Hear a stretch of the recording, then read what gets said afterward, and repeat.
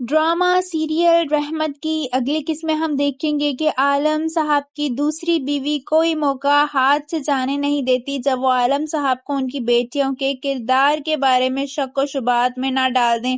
وہ عالم صاحب سے کہتی ہیں کہ اتنی جوان خوبصورت لڑکیوں کے رشتے ملنا مشکل ہے، علیزے تو پھر معذور ہے، اس کے رشتے کیسے آ رہے ہیں وہ بھی گھر بیٹھے بٹھائے۔ یہ سن کر عالم صاحب کو بہت زیادہ غصہ آنے لگتا ہے، یہاں تک کہ وہ اپنی ہی بیٹیوں کے خلاف ہو جاتے ہیں۔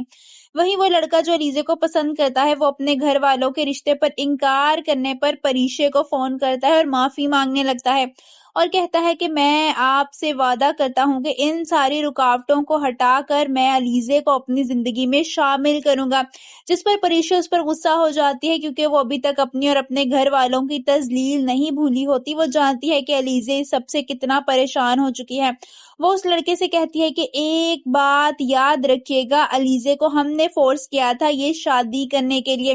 اتنا کہتے ہوئے وہ غصے سے فون بند کر دیتی ہے۔ جب وہ لڑکا پھر سے اپنے والدین کے پاس جاتا ہے اور رشتہ لے جانے کی بات کرتا ہے، وہ اپنی ماں اور بہن سے کہتا ہے کہ آپ پھر سے علیزے کے گھر رشتہ لے کر جائیں کیونکہ میں اسی سے شادی کروں گا، جس پر اس کی بہن کہتی ہے کہ کیا ساری زندگی ویل چیئر کو ہی دھکا لگاتے رہو گے؟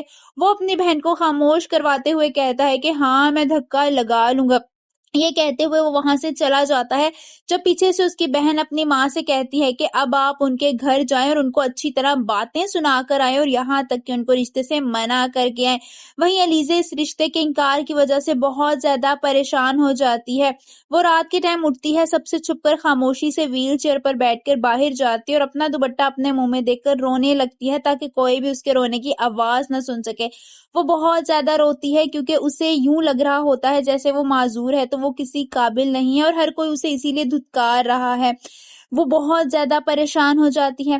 آپ سب کو کیا لگتا ہے کہ علیزے اب شادی کے لیے مان جائے گی یا پھر وہ کبھی اس ٹروما سے باہر نہیں نکل سکے گی؟ کامنٹس میں اپنی رائے کا اظہار ضرور کیجیے۔